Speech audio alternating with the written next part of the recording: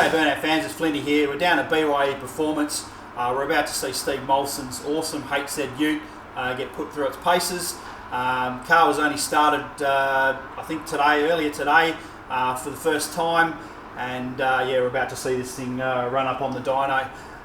Car's been around for a few years now. It used to run a naturally aspirated LS in it, a few mismatched panel colours.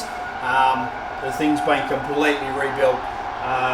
We've now got a built 6 litre under the hood, well not under the hood but sticking out the hood.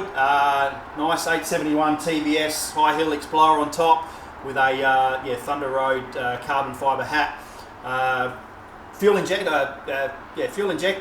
running an aftermarket Link Thunder ECU. That's why it's here. Justin's been spending a bit of time getting the tune right on it. But yeah, this thing built for revs.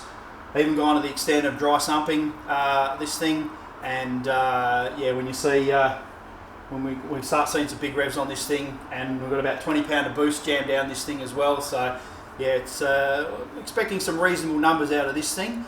But yeah, it should be interesting to see what it does.